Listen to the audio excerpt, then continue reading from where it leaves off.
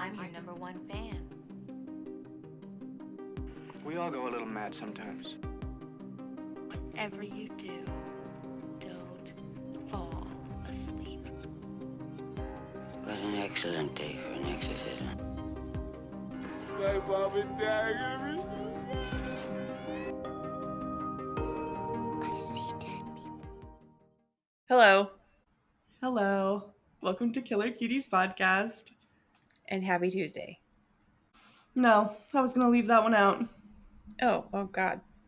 No, I'm kidding. Can you imagine? I'm predicting that Tuesday's going to be bad, so I'm not going to say happy Tuesday. It's only Thursday, but we just know. I can just feel it in my bones that Tuesday's going to just suck. Yeah. No, I'm kidding. It's great because we're here and you're here, hopefully listening. Hi, Yes. Happy Tuesday. Yes, happy Tuesday.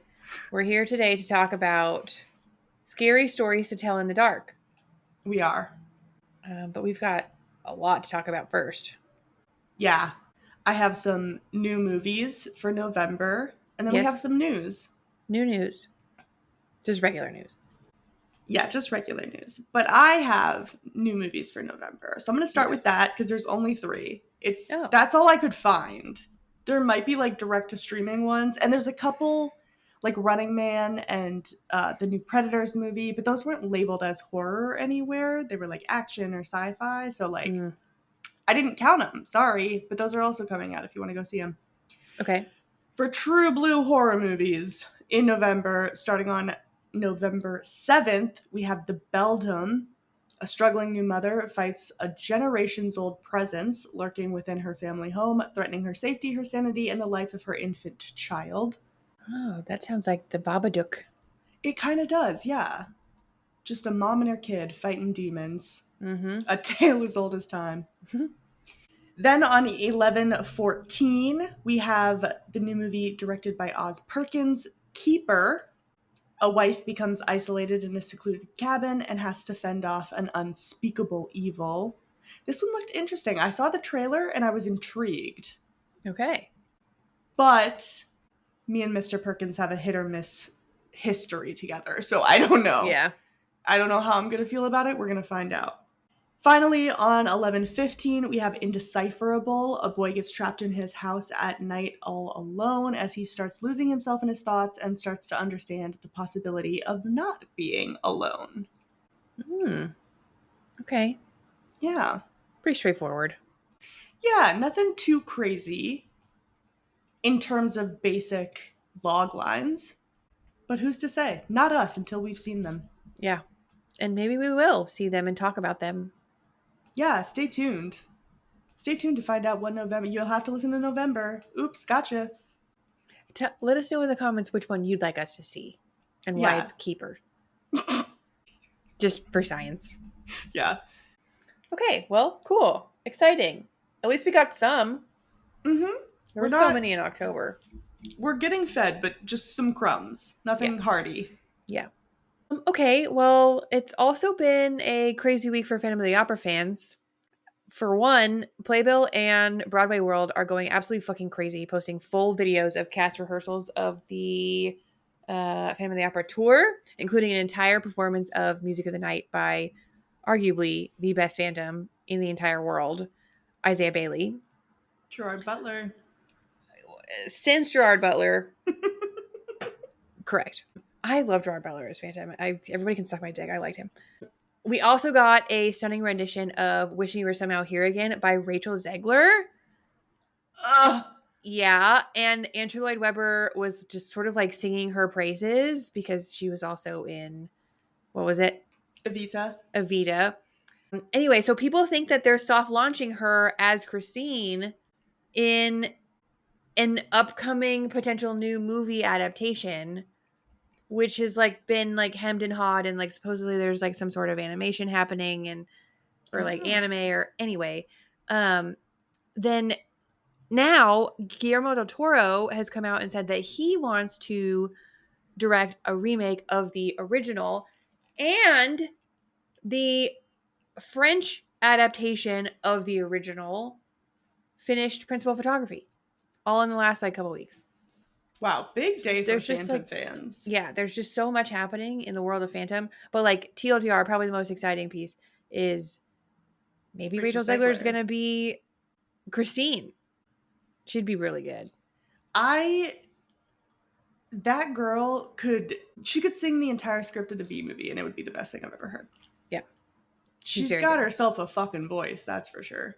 Yeah. And she's very like, people like Emmy Rossum because she was more of like a subdued voice. But I grew up with Sarah Brightman, who's really strong, kind of like grainy voice, which is very much what Rachel Zegler is. Yeah. She just has a very strong voice. So it just feels more right, you know? Yeah. I feel like it would be a different vibe than the other movie, which I think is a good thing. Yeah, they should remake it right away, like right. Yeah, it's like when they redid The Dark Knight, and they were like, well, not redid, but they did The Dark Knight, and they were like, oh, Heath Ledger can't do Jack Nicholson's Joker, right? He's got to do something completely different. So I feel like that's kind of the vibe. You gotta make it your own. And again, I'll listen to that girl sing anything she wants. Yeah, she's singing, I'm listening. Yeah. She really grew on me. There was a point in time where I was not her biggest fan, but like, honestly, she's perfect. I like her. I've always liked her. People hating her kind of made me like her more. Yeah, so fair. So fair. Yeah, she's just like really good at what she does. So talented. Yeah. All right, first news from me. Black Hole is a 12-issue comic book limited series written and illustrated by Charles Burns. Its film adaptation has been stuck in developmental hell since about 2006. Almost 20 years. That's crazy. It's been attached to numerous directors and writers, but none have come to fruition. However, Netflix recently gained the rights after a bidding war, and they have announced that they are teaming up with Jane Schoenbrun from I Saw the TV Glow fame to bring Black Hole to the screen as a TV series. So kind of exciting if you're a fan of the graphic novel, or if you just like Jane Schoenbrun's work, which I fucking loved. I Saw the TV Glow, so I'm excited. She's got a very cool vibe. A little summary of the comic is, there's an old myth that haunts the seemingly perfect small town of Roosevelt. If you have sex too young, you contract the bug, a virus that literally turns you into a monster from your worst nightmares. Absurd, right? That's what Chris always assumed, until after one reckless night at the beginning of senior year, she finds herself infected. Now she'll be cast out to the woods to live with the other infected, where a chilling new threat emerges, a serial killer who's hunting them one by one. It's not funny, it's just like the idea that like if you get sick, they're just like going to the woods now. Bye. Yeah. That's crazy. It's giving Divergent. Oh, I was going to say it's giving It Follows. Oh, well, yeah, of course. Yeah. It Follows meets Divergent. Yeah, did they get STDs in that? I missed that chapter. No, I don't know why it's giving that specifically. I think maybe because I just imagined Shailene Woodley as the main character, and then... Oh, okay. I don't know why. Yeah. That's interesting. All right. Anyway. Okay, well, speaking of Oz Perkins, you've probably heard that Ryan Murphy's third season of Monster released. That's his anthology true crime series. You know, I tried to avoid it, but I did still hear about it. Yeah. Yeah. Well, this season is about Ed Gein. And Osgood Perkins has spoken out about it because of the glamorization of true crime and because he believes that necessary context is always missing in Hollywood adaptations of true crime. But like, yeah, agree there. But what's weird is that he didn't have anything to say about the fact that his dad is depicted in the show, along with Toby Hooper and a bunch of other like horror pioneers. And like awfully, Anthony Perkins, the general consensus of the show is that it is suggesting that Anthony Perkins keeping his sexuality a secret is somehow equal to the secrets that Ed Gein was keeping at that point in his life, which, as a reminder, was serial murder. Huh? Yeah. So just like very, like, one, terrible that is what is happening and how that's being portrayed.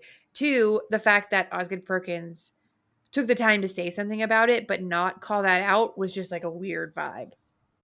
I mean, I could see him just like not even wanting to give it the dignity of like... Right, so don't say anything at all.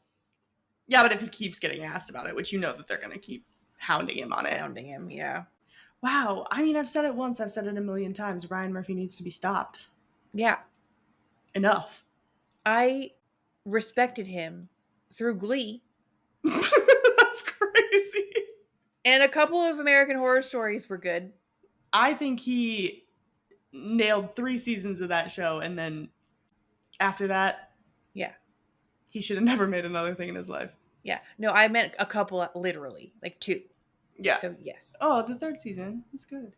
No, the 1st season and the 3rd season are good. Oh, I didn't mind the 2nd season. The 3rd season's Coven, right? Yeah. Yeah. Anyways, gross. Yeah. Weird vibes. Yeah. Well, more fun news. Mm-hmm. At least for me. Sarah Michelle Gellar recently spoke with Variety and gave some insights into the new Buffy reboot. Wow. Nothing crazy, but I'm going to talk about Buffy any chance I get, so here we go. Sure. Apparently the title is going to be Buffy the Vampire Slayer New Sunnydale. And there will be Easter eggs for fans of the original. However, you will not have to have watched the original to understand what's going on. They're not doing like a direct 1-for-1 or anything like that. Their goal is to give something to the fans of the show, but also to kind of introduce the world to a new generation. And in every generation, a Slayer is. But anyways, yeah, so they want people who haven't seen it to also like be able to jump in and not have to watch, 7 seasons of the original to watch this. Nice. I love that. Yeah. Deadline also reported that the revival is going to start a writer's room soon, so it's moving along. And it's still kind of unclear whether or not any other original Buffy cast members are going to join, but it is considered likely. A lot of them have spoken out saying that they would like to join, so I feel like if they're willing and it works, why not, Yeah. Well, I mean, there's a couple that probably shouldn't. Xander? That's one. Who else? The creator. Oh, no. They've already, established that he's not having anything to do with this. Good. Yeah, my guess is that most people will be invited back, except for I can't see them inviting Nicholas Brendan back. Yeah. Which is a shame, but... It's a shame for the 3 fans of Xander's character, but for the rest of us, no loss. No big loss there. We'll be fine. Okay, last news. To round us out, there was a lot of news today, so I'm just going to rapid fire some good horror news. Great. Okay, the final ever episode of Stranger Things is officially coming to theaters. That's me shooting myself in the face. I'm so sick of hearing about Stranger Things. Sorry. No, it's fine. I'm glad that it's ending. I just want it to be over so I can watch it all. Did you see the creators of that show who came out and they were like, oh, we think there should be years and years in between TV shows and they should all be an hour and a half. And everybody's like, my guy, you just want to make movies. That's not a TV. That's not, you're describing movies. Just make movies. This literally just seals that because they talked so much about how blessed they were to work with Netflix, and Netflix supported their dream of showing their show in theaters. Like, that's a movie. They just want to make movies, and I need them to understand that. Yeah. Stop torturing the rest of us with your so-called TV show, because that's not what it is. Yeah. You just want to make movies. Go make the movies. Yeah. That's fine. Yeah. Anyway, this is supposed to be rapid fire. I'm so sorry. I had to go on a Stranger Things rant. That's okay. A24 and Peacock's Friday the 13th series Crystal Lake has wrapped filming. And then the first gameplay teaser trailer for Paranormal Activity Threshold, the game by Darkstone Digital, was just released. How fun. Yeah, but can I just say yes, that the trailer feels exactly like a group of friends got together on Phasmo, got drunk, and role-played a movie together. That actually sounds amazing. It doesn't look great. Oh, okay. But it could still be fun. Interesting. It's the same graphics as Phasmo. It's terrible voice acting. Oh, no. But it could be fun. Who's to say? Us. Yeah. When it comes out and we play it. We'll play it. Well, fun. Yeah. Love that. Love some rapid fire news. Yeah, me too. There was just so much to talk about. I want to make sure I slipped it all in. Yeah, I love it when you slip it in. Thank you. Yeah, I mean, it's a hard one to segue out of. I'm gonna do it anyway, though. Speaking of slipping things, no, I'm sorry. Okay, moving on. We're gonna talk about Scary Stories to Tell in the Dark today. Little summary: Pennsylvania, 1968. Setting the scene. Actually, IMDb is setting the scene. That's where I got this from. After playing a joke on a school bully, Stella and her friends decide to sneak into a haunted house that once belonged to the powerful Bellows family, unleashing dark forces that they will be unable to control. This is directed by Andre Uverdell. The screenplay is by Dan and Kevin Hageman. The story is by Guillermo del Toro, Patrick Melton, and Marcus Dunstan. It's obviously based on Scary Stories to Tell in the Dark by Alvin Schwartz. It stars Zoe Colletti and Michael Garza. It had a budget of around 25 to 28 million. 3 million difference. So something was lost in between there. I don't know what. It made almost 105 million at the box office. So, you know, it did pretty well. It currently holds a 6.2 out of 10 on IMDb, a 2.8 out of 5 on Letterboxd, a 72% audience score, and a 78% critic score on Rotten Tomatoes. Okay. Reasonable. Yeah. It's a little spread. Yeah. Do I agree? Do you agree? We'll have to find out. Tune in next week. Oh, can you imagine? I'm just kidding. But no, just give us a minute. We'll get there. Yeah. We'll let you know how we felt about it. Yeah. Yeah. Did you mention that this was based on a book? Did you mention that? Sure did. Okay, good. Just making sure. Yeah. Excellent. I'm gonna just take that fun fact out of here. You can still say it if you want. No, you already did. Yeah, we can pretend I didn't. Yeah. We just can't stop talking about Guillermo del Toro. We can't. We love the guy. I guess so. Oh my God. I had him up on my screen. Mm-hmm. And Dylan comes in and looks at my screen. And he's like, I hate Guillermo del Toro. And I was like, name one of his films that you've watched. And he's like, I don't know. And I'm like, okay, so do you want to like roll that back? And he's like, no, I'm just going to Google it real quick. He was talking about Benicio del Toro. Yeah, those are two different men. Very different men. Yeah. He's like, well, at first he was like, he was like, well, he's acted and stuff too. And I was like, well, has he? Are you sure about that? So then we finally figured out. Yeah. He's talking about the other guy. Del Toro recently, I think it was for the press tour of Frankenstein that he's on right now. But he ended one of them by just saying fuck AI, which I think is great. Hell yeah. Also, someone tweeted and they said, Guillermo del Toro has the imagination and creativity of a woman who spends her time maladaptive daydreaming in her bedroom about meeting her soulmate in the most gothic situation imaginable, and that's why I love him so. And he responded, and he said, I believe I do. Wow. So, what's not to love? Yeah. I just want to like back to back all of his movies. You know? Yeah. Take them from both ends. Slip it in. The theme of the episode. Yeah. Back to back. Starting with Pan's Labyrinth. Yeah. Starting and ending, preferably with Pan's Labyrinth. Oh, yeah. No, you're so right. You're so right. And also the new Frankenstein movie. I really want to see that. I do too. I think I might do another movie day on Saturday. But I've been thinking about go to the theater and do it. I was like, how are you going to stream it? No. Like, do another. I don't know if I'll do 4 again, but yeah. I know that's out. Shelby Oaks is out, which I want to see. I think I want to speed run the book once again prior to partaking in the film. Frankenstein, yes, sorry. I was like, there's no book for Shelby Oaks. You're good. You can go. Oh. I can go right now.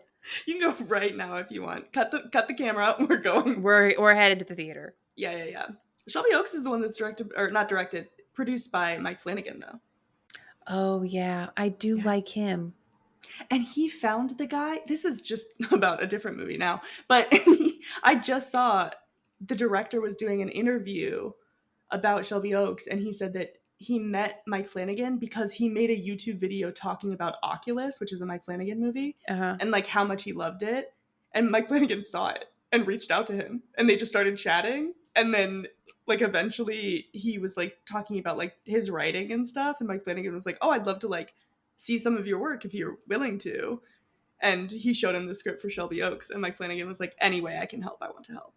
Wow, I love that. I know. I was like, damn, he's out there watching YouTube videos about him. Yeah. I mean, we have created YouTube videos about Mike Flanagan, and we That's also true. have films / TV shows that I'm just saying, Mike. Yeah.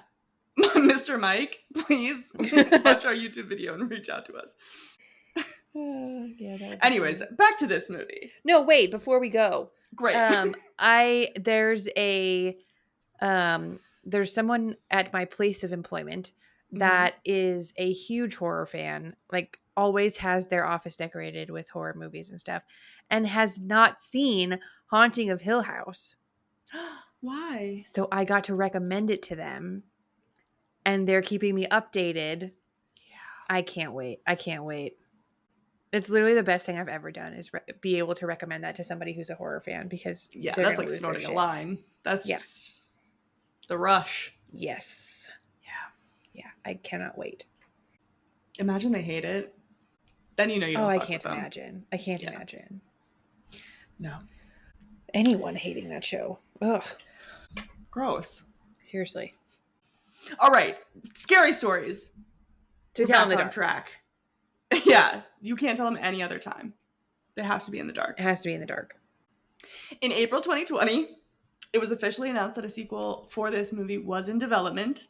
Oh. Uverdell is going to be returning to direct. Coletti, Garza, Ganshorn, and Norris were all set to reprise their roles. And the Hagemans were going to return as writers. And Del Toro as a producer. Mm-hmm. COVID happened. Writer's strike happened. Lots of delays. As of August 2023, I think that's the last time we've gotten an update about it. But according to Uverdell, they were continuing to work on the project. The story had been completed and the script was just in like revisions. So still been 2 years since then and we don't know anything else. But apparently they were still working on it.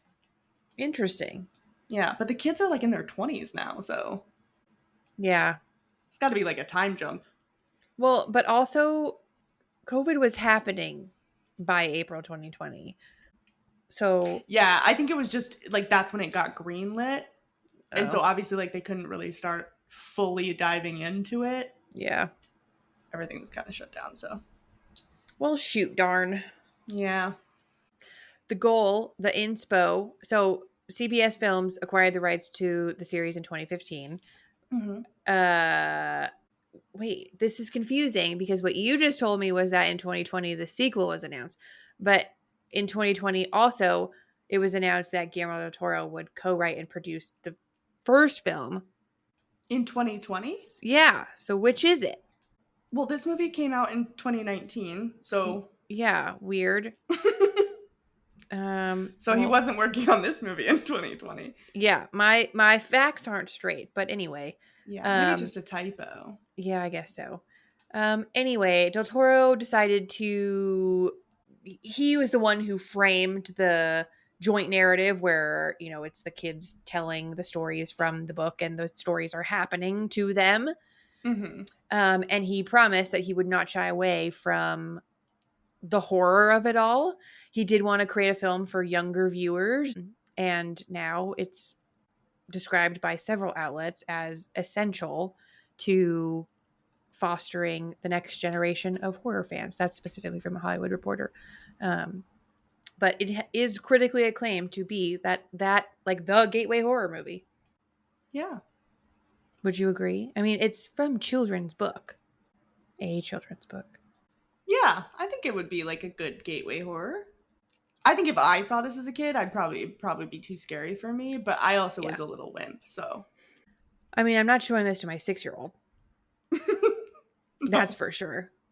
I think the first horror movie I ever saw was like I think it was like direct to TV Wes Craven film, and it's not like, looking back, it's not even a scary movie. It's more of a thriller.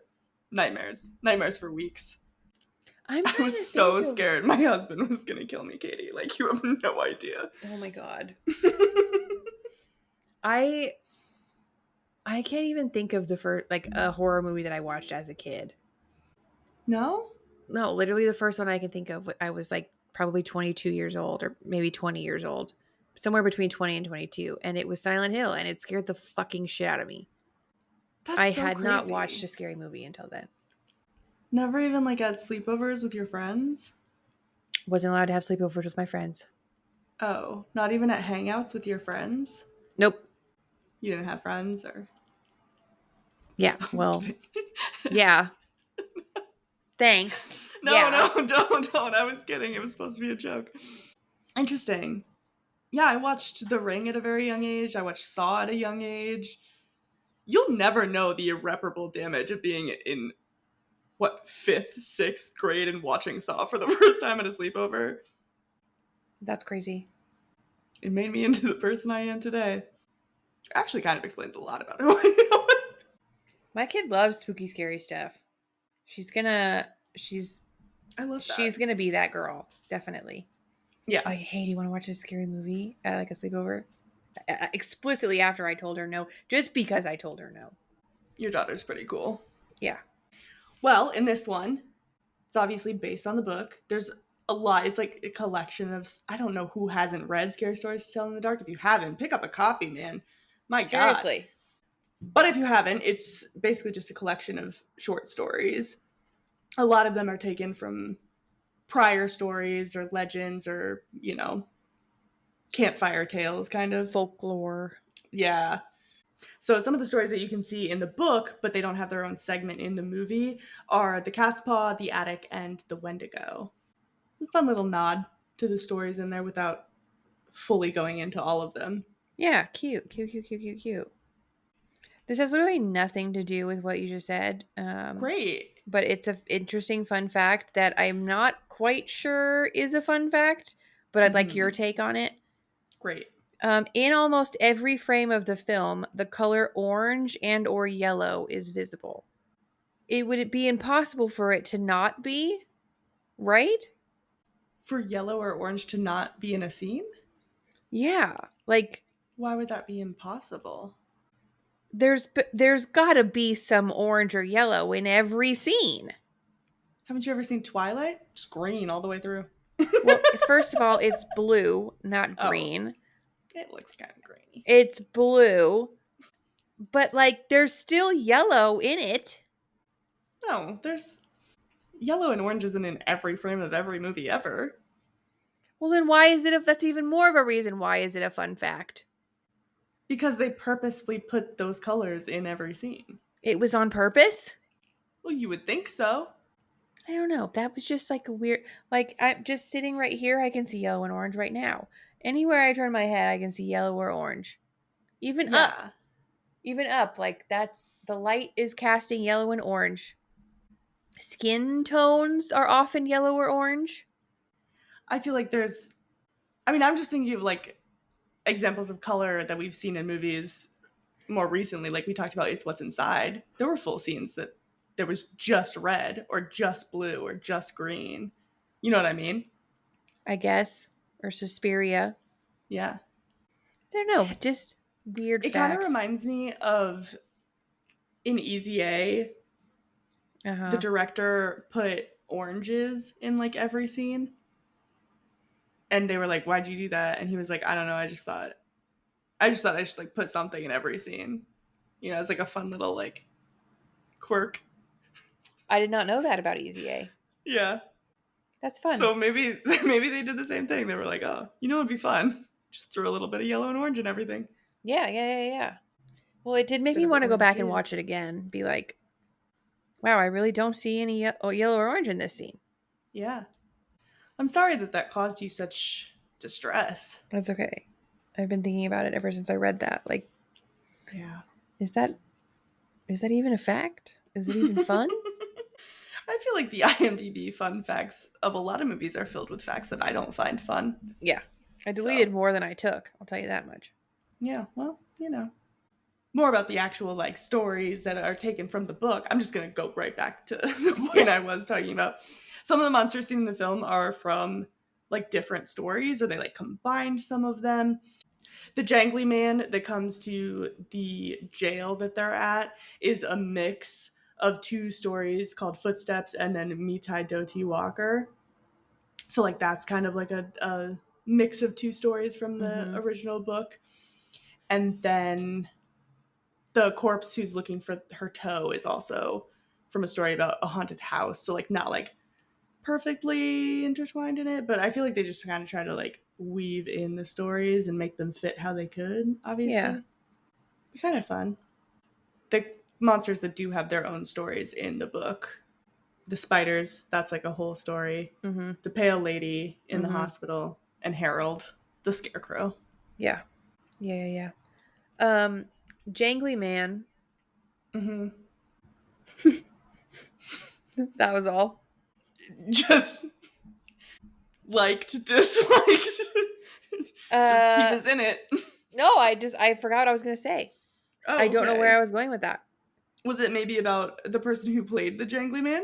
It can be, but no, I was going to say something else, and then I was going to go into the fact. Shoot. Well, it doesn't matter. Anyway, the jangly man was played by a contortionist named Troy James. Del Toro and Overdahl put together a team to design the creature. Then they pieced that together into the final design that we see on screen. But the director knew that it had to be played by Troy James. And if you watch his America's Got Talent audition, he does exactly what he does in the movie. Ooh. In the audition. Like the only CGI enhancements for his character were to his face. Everything else he's doing. He's crawling. He's like bending under himself. It's actually very cool to watch. He's like he like goes and like crab walks onto the table in front of Simon Cowell. It's actually very entertaining. Love that. Yeah. I really do like it when they get contortionists or just like movement actors to do monsters in movies.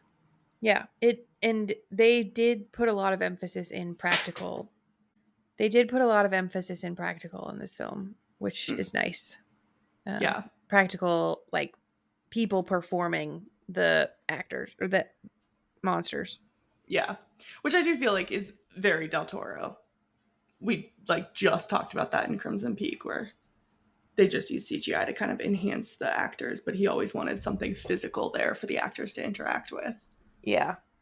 Kind of in that vein, the pale lady character was worn by Mark Steger, who's kind of like a veteran monster suit actor, so another motion actor. But then Spectral Motion is, I think, the company who like helped make the suits and stuff, and they basically just like broke off into teams and each had a character. But I also think Mark Steger has, speaking of Stranger Things, I believe he was the Demogorgon. He was. So that's pretty cool. But yeah, they said that the pale lady's eyes were kind of a problem because they're supposed to be too far apart. But then it was like, how does this guy see out of the suit? Yeah. So they had to create like little peepholes so that he could see what he was doing. Yeah. They also couldn't decide on what outfit she would be wearing. Just like logistically, like realistically, the pale lady, what would she wear? Yeah. That was difficult, realistically. So they went with, is it skin? Is it nightgown? Who's to say? Who's to say? Let me tell you what, I did not question whether or not it was skin until I read that fun fact. And then I was like, oh, they were going for ambiguity. Okay. I just assumed she was nude. Well, when she does the little like death by osmosis thing, it looked a little like linen. Yeah, that's fair. Yeah. I guess I just chalked that up to like what was happening. Yeah. That it's going to look a little different. Yeah. Mark Steger was also Harold. The creative team didn't want Harold to have human anatomy necessarily. They wanted him to feel like he was compiled of wood and rope and wire and straw, which I do think read really well on screen. It is still a suit. Mark is in it. And despite them having some gaps in it, it's worn by Mark. They constructed it onto his body so that when Mark moved, the pieces moved differently, which gave it that sort of disjointed feel that's seen in the final film. Nice. Yeah. I didn't like the way he moved. I think that was the point, though. Yeah. I think it was, supposed to feel uncomfortable. Yeah, it sure did. My one of my few complaints about this film is that the monsters, the villains, were just on a different level than the things around them. Like they were almost like they were from a different story or a different universe or something. It just felt like, here's a movie directed by someone else with monsters directed by Guillermo del Toro. You know what I mean? I don't know. Oh, okay. No, that's fair. Like, you didn't feel like they fit into the universe of the, like, arching narrative? Yeah. Okay. Especially the pale lady. Yeah. I guess I just took that as, like, they're not supposed to be. Yeah. Like, they are kind of being plucked from this other universe into this world. Sure. But yeah, I guess you'd still want, like, some sort of cohesion. It's a fair complaint. Thank you. Yeah. One of a few. Few complaints or few fair complaints. Yep. Like, the rest of my complaints, not valid at all. Yeah. Did this feel Stephen King to you? Nope, can't say that it did. This felt so Stephen King to me. And it's weird because I've never felt that before. And maybe it's just because I've read a lot of his books this year for the first time. But like, small racist town on the Northeast, period piece featuring a group of ragtag outsider kids. Okay, anti-war sentiments. It's got the magical Negro trope, which he loves to use so much. Like, I was like, oh shit, like, this feels like it could be in his universe. Slurs at every turn. It loves a good slur. If the villain doesn't say a slur, what's the point? Honestly, fair. Yeah, now that you've spelled it out, that is very reasonable. Yeah. I just don't clicked at one point and I was like, wait, whoa. This feels like it could be an adaptation of one of his books. Yeah. I just don't creature feature is not what I think of, or like monster is not what I think of. I think of more like psychological when I think of him. You know? I guess I think, I feel like he's got like paranormal stuff. Yeah. Like Pennywise is kind of a creature. It like transforms into these different scary things. So, and that's not to say anything about like Alvin Schwartz, because I don't think, yes, it's like his mini stories, but like the overall story is not really his. Yeah, no, the overarching concept was Del Toro. Yeah. The like kids in high school find a book kind of thing. Yeah, he worked on the story of that. Mm-hmm. I think that I feel like, and not like I don't hate this movie at all, but I think like if they were gonna adapt Scary Stories to Tell in the Dark, I almost feel like it would have been better as like a TV show, like a Goosebumps-esque type of thing. Absolutely. Maybe a little bit more like more horror than Goosebumps, but yeah, it's an anthology. It should have been done as an anthology. Like that's just. I feel like its full potential would be that. Yeah. But if you couldn't get that greenlit, I see why they did what they did. Yeah. It was a creative way to do it. Yeah. If you're going to do movie form. Just not perfect. No. Shout out to our friend Sneaks, or Michelle, from our 25th episode. The house used for the Bellows house is the Fairbanks Mansion, located in the small town of Petrolia in southern Ontario, Canada. She's Canadian. That's why I shout her out specifically. Shout out to Mike, Canadian listener. Oh, yeah. Mike, too. If you're Canadian and you're listening to this right now, shout out. Shout out. Yeah. Also sort of a fun, like, tie to the book and to how they did the overarching story is how every character's story is directly related to their own fears that is sort of communicated earlier in the film.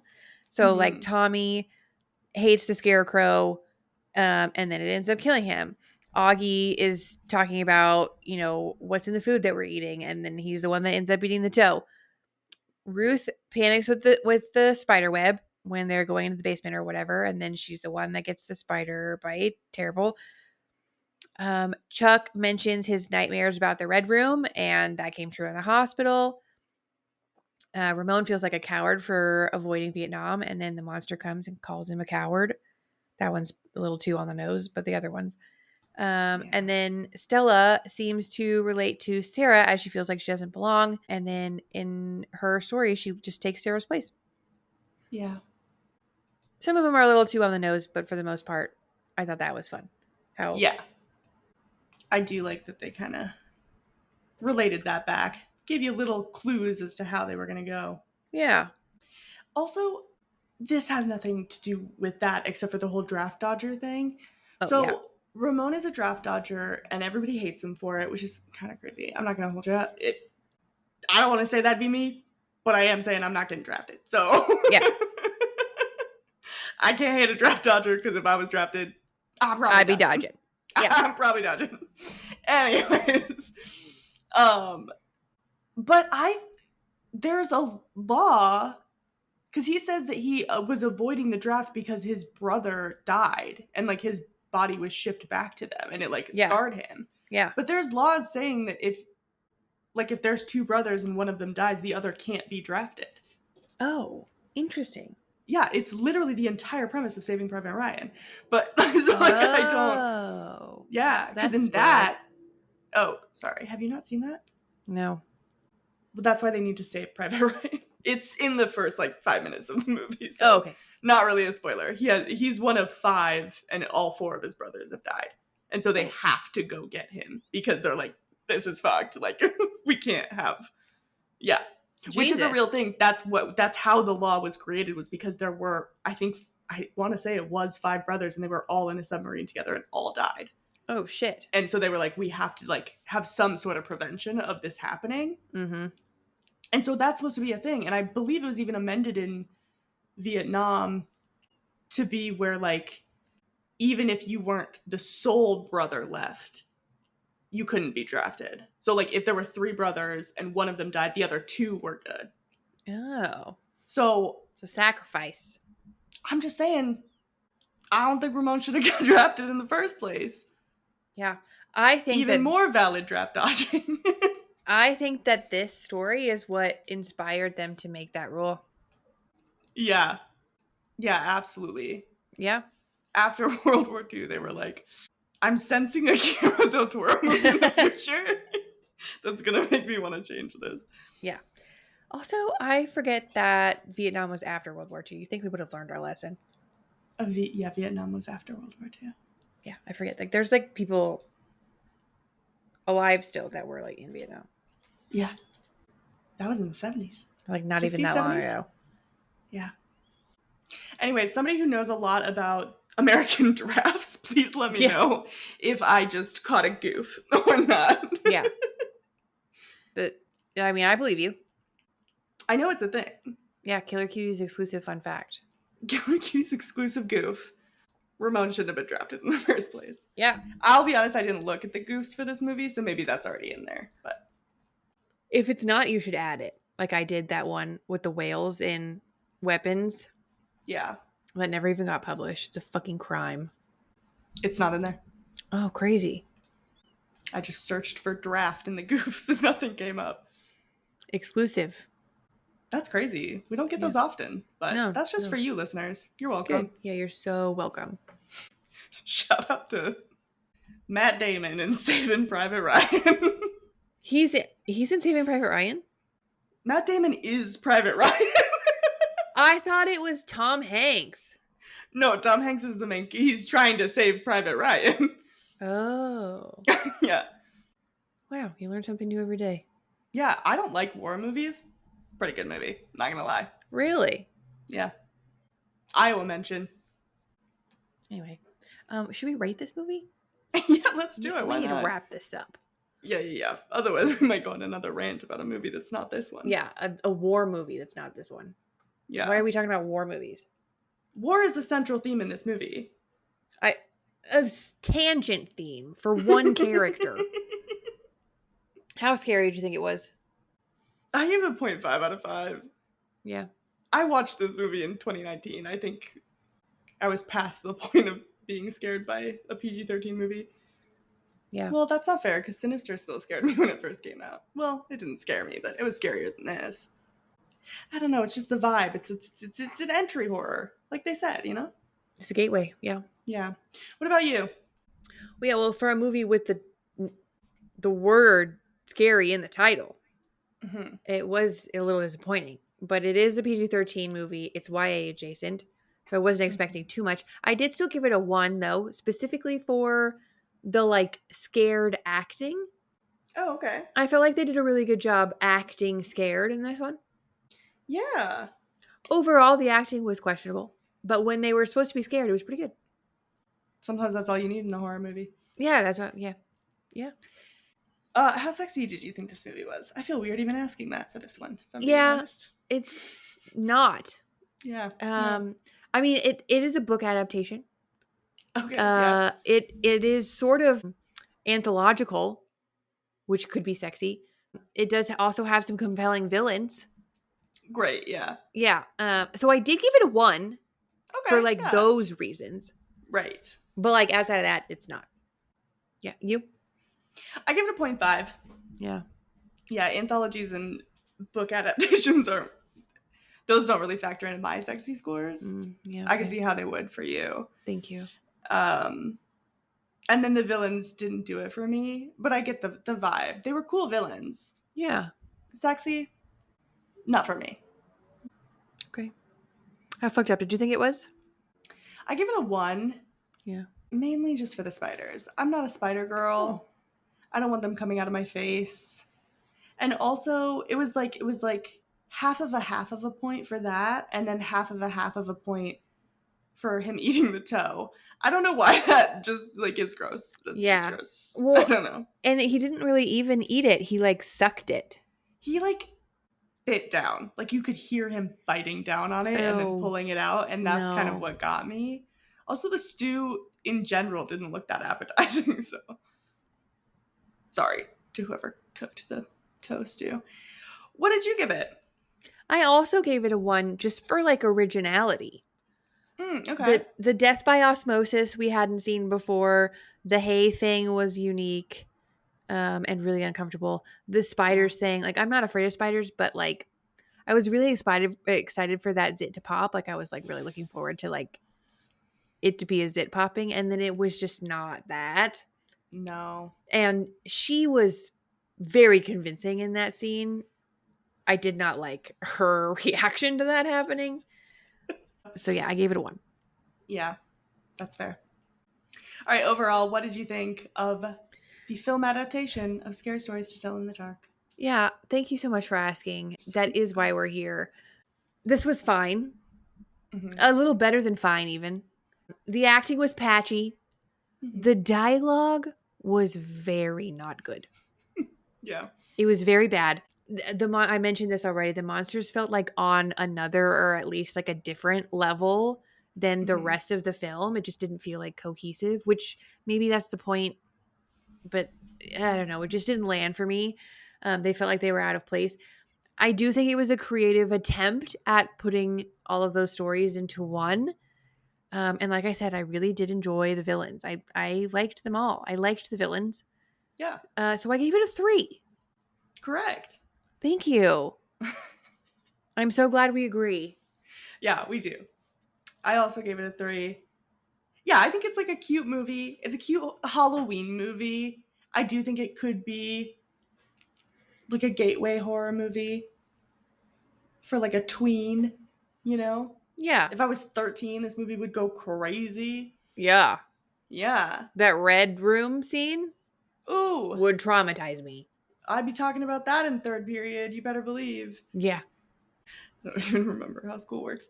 Anyways, I think, again, I do think the book would have worked better as like a little anthology TV series a la Goosebumps or Are You Afraid of the Dark? Like, I think that would have been a fun way to do it. So while I liked seeing his stories come to life, and I think the monster design, like you said, was great, do I think it utilized the full potential? No. But they did a fine job. Yeah. It's a fun little Halloween movie if you need something. Yeah. You know what I would like? What? I would like this to have an anime adaptation. Oh. I think that would be fun because we've got the drawings are scary. The drawings in the book, the illustrations in the book do hold their own. Yeah. So just take even that art style, animate it. That's all we need. What could the budget possibly be for that? $12? How much could a banana cost, Michael? $10? Honestly, let like Junji Ito get a hold of it. Yeah, that's what I'm saying. Yeah. That actually could fuck. Yeah. Yes. Yeah, I mean, you sold. Thank you. Or like fully commit Del Toro style. Yeah. Episodic. Well, I feel like he'd have to direct for that to be a thing. That's what I'm saying. That's exactly what I'm saying. Okay. You don't like Uverdell?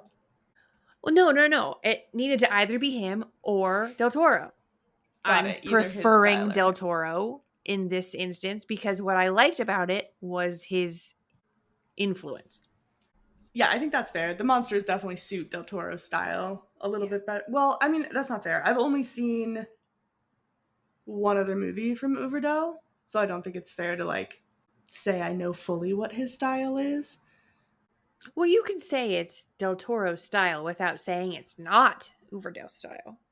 Yeah, well, that's what I was gonna say. It's not, because his other movie that I've seen and you've seen is The Autopsy of Jane Doe. We talked about that not that long ago. Oh, yeah. Yeah, so like that's a very different vibe than this movie and the monsters in this movie. But I know he's also directing an upcoming adaptation of the video game Bendy and the Ink Machine, which kind of feels more so I'm like, I don't know. But I'm excited for that. I played that game and it was great, so I'm excited to see that. Yeah. I think about The Autopsy of Jane Doe all the time. Yeah? Yeah. It's underrated. It is. Yeah. Anyway. Also, speaking of that and tying way back to the very beginning when we talked about Mike Flanagan, I just saw a Letterboxd interview where they were asking a bunch of people in the horror world what their favorite underrated horror movie was. Mm-hmm. Mike Flanagan, my boy, said Lake Mungo. Praised it. Wow. Talked about how amazing it was. Didn't we talk about that in the Lake Mungo? Yes. Okay. Yeah, because he's reviewed it on Letterboxd. Yeah. About how much he loved it and how he made Kate watch it. Yeah. And then I think we talked about it again when we did the game where you had to guess the movie based on the Letterboxd reviews. Because one of the reviews for that movie was like, I bet Mike Flanagan watches this and just punches the air in excitement or whatever. Punches the air. Yeah. Anyways, day 108 of me trying to get you to love that movie. There's a few that we need to revisit. Maybe that's what we do for our 150 is we revisit movies that I've shat on. That I think you're wrong about? Correct. Yeah. So It Follows. Yep. The Menu, Lake except Mungo. we already did that. Yeah, you already we've beaten Lake Mungo to death with a rake at this point. The Menu. The Menu. What did I say? Lake Mungo. Oh, no. Lake Mungo, we could never talk about it enough. Perhaps Terrifier. Art the Clown is really growing on me. I said in our episode, I think Art the Clown is a good villain. I get him. Yeah. It's the rest of it I don't like. Yeah. But David Howard Thornton is a gem. He's great as Art. Yeah. He's going to be here. Him. He's going to be here in Arizona. Art the Clown. David Howard Thornton. Yeah. Will be here. He's doing his rounds at all the little horror shops we have. Got it. Maybe I'll get to meet him. Maybe. But I don't think he's going to be in costume. He's going to be human. Got it. Version. All right. Well, I guess I'm going to make you It'd have to be like a really bad. Okay, we got to rewatch The Strangers. You shit all over that one. I didn't shit on it. Yes, you did. You gave it a 2.5, Katie. That's still a 50%. That's failing. You literally just retracted a 2.5 because it was so harsh. Yeah. Well, for that movie. Long Walk, we gotta revisit. You shit all over that one. I already revisited that one. Yeah, that's true. And fixed my rating. Yeah. Long Walk and The Menu are off limits because I've already redone them. You've already retracted. That's true. You've changed your mind. It has to be ones you haven't changed your mind. Yeah. You could also do the opposite. You could make me watch Tusk again. Maybe no, my then tune I'd would have change. to watch Tusk again. I've already watched Tusk 2 times more than I should. No, I love Tusk. I'm going to fall asleep to that tonight. The sounds that he makes. You know what? I love whatever's wrong with you. Thank you. All right, would you survive this movie? Back on track. Oh, yeah. I feel like no. Oh, no. Okay. No. It was so confident and then a full 180. No, I was yaying that we were going back on track. I feel like I have a lot of fears that the scary lady can write. Mm-hmm. Like, could have capitalized on. Right. So I think I'm toast. Yeah. Yeah, how about you? What do you think your segment would be? Oh, anything. Any story. Any story ever. Any story. And you're dying every time? Yeah. Damn. You're scared of everything. Yeah, it is what anxiety is. Yeah. How about you? I think if I'm putting myself in this specific movie, I'm Spider-Girl. That's my nightmare. Sure. She lives. And she lives. Yeah. So, does that mean I live? I think it does. Sure. Yeah, I still, can't. I gotta kind of, watch that through one eye, you know? Yeah, that was the only one I didn't have to watch through one eye. I was like, oh. It's all of them swarming, though. That didn't bother me. Ugh. Sore subject. One of my beetles died today. Oh, I'm so sorry. Thanks. It's okay. I left him in the tank so the other ones could eat it. Thank you for sharing that. Welcome. That's what you're supposed to do. It's good protein. No, I would genuinely, I would never question your beetle parenting. Ever. Thank you. Yeah. You never cease to amaze me how difficult you can make it to bounce back into another topic. So sorry. I can. It's great. We're done here. So. Do you don't want to predict next week's movie? Right. We do that every once in a while. We do that. Yeah. I will say, though, that I do know enough about the movies that we're doing next week to make this boring. Okay. Do you think that, though? Because sometimes you say that and then the words that come out of your mouth are not even close to what's happening in the movie. So no, I'm pretty sure. Like, right, not we'll do even it just joking. in case. Okay, next week we're talking about Candyman. We're going to do both the original 1992 version and the 2021 reboot. So, yeah. Hit me. Yeah. Candyman is about a man who has a hook arm. Yes. I know this because I went to a horror shop over the weekend. Mm-hmm. And they had, coincidentally, a hook arm. Candyman? Is that what it's called? Candyman? Yes. Branded. Wow. Yeah. From the film? From the film. I mean, not actually from the film. Oh. But branded. It said Candyman on it. Like merch. Exactly. Yes. Yeah, not cool. From the film. Well, I don't know. You have that horror shop by your place that has authentic stuff from the movies. So I thought no, you're right. Maybe you're right. It wasn't that wild of me to think that. No, you're so right. You're so right. Thank you. No, this was one that my daughter found and was like, "Look, Mom, what I found." She's so cool. She had it on and she was picking the plastic orange trick-or-treating buckets. Mm-hmm. She was going around the store picking all of those up with the hook arm. I should have taken a video. She's the coolest person I've ever met. She's so fucking cool. And she was the one who brought me into the Saw bathroom and was like, let's take a picture with this little man on a bike. I was like, yeah, okay. The little man. Did you tell her his name? I did, yes. She knows his Good. name. She knows his Good. name. Anyway, it's about him, and he's an urban legend, and they're like talking about him in school or something, like, hey, there's this urban legend. Like, what if we explored it, kind of thing. Mm-hmm. And then they do, and he's real. How do they explore it? Research. If you research Candyman, he comes. Oh, there's something that makes him come. Yeah, there's always something that makes you come. How do you make the Candyman come, huh? Yeah, you tell me. Saying his name 3 times. Like Bloody Beetlejuice and Bloody Mary. Well, got it. It's funny that you thought of Bloody Mary first and I thought of Beetlejuice first. Yeah. Because a little more opposite aligned. Beetlejuice is more your vibe. Bloody Mary is more my vibe. Explain. Well, Beetlejuice is a horror movie. And Beetlejuice is a children's film, but sure. No, it's not. I watched that movie when I was 8 and it didn't scare me, so. Oh, okay. Well, that's a you problem. And Bloody Mary is... isn't it Mary Queen of Scots? Is that who Bloody Mary is? And she's... and you say her name and then she comes to haunt you? Isn't that... Is that her? I don't know. Now I don't know.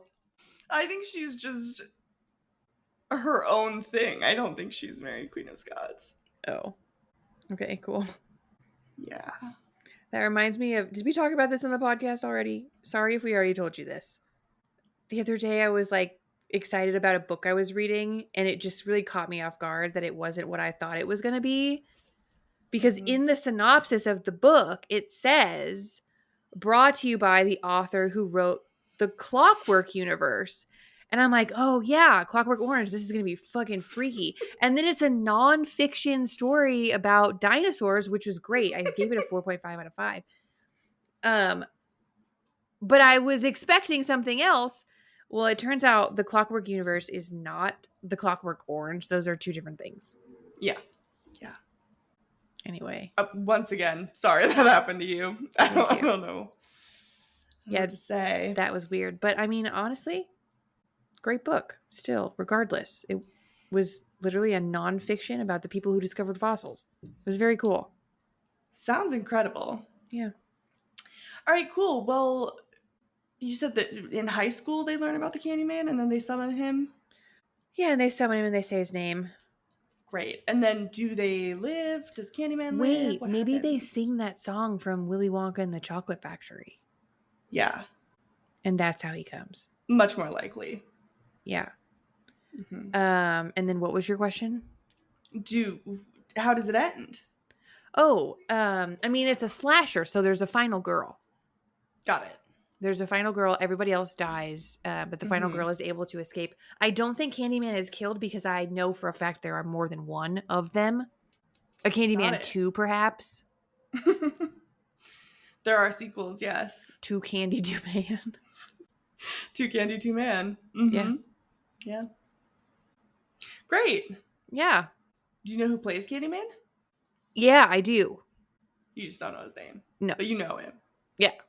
Yeah. The legend. The one and only Tony Todd. Yes. Who just died. Yeah, he died last year? Yeah, not that long ago. He died almost a year ago. Oh, God. He died November 6th, 2024. Wow. Long time. Yeah. It'll be good, though. Add this to your repertoire of kind of classics. I mean, it's 90s, but still, I consider it a classic. Yeah, you gotta watch it. People do. Yeah, for sure. You do chant his name. That is how you summon him. Hell yeah. I made that up. That was the one thing I didn't know. Oh. You just chant it? You have to say it 5 times. 5 times? He's a needy girl. What are the odds? Well, I don't think are they doing it on purpose? Accident. Oh, yeah, okay. I think it's more of an intentional thing. You know, it's an urban legend. Nobody says Bloody Mary 3 times in front of a mirror on accident. You do it because you want to summon Bloody Mary. Yeah, you're right. Cool. I'm excited. Me too. We'll see you then. Don't forget to put in the comments what we told you to put in the comments. Yes. Which Cassidy will remind you of. Right. I don't remember everything, but I do remember that I would like more information on the sole survivor law about the draft. Yes, thank you. Please let me know if you have more information. I could Google it, but I probably won't if I'm being honest with myself. So there's that. Feel free to like and subscribe. Let us know your favorite scary story to tell in the dark. There we go. Yeah, that's a good one. Yeah. And other than that, we'll see you next week for Candyman. Two of them. Candymans. Candymen. Two of them. Candymen. Two candy, two men. All right. See you then. Thanks. Bye. Bye.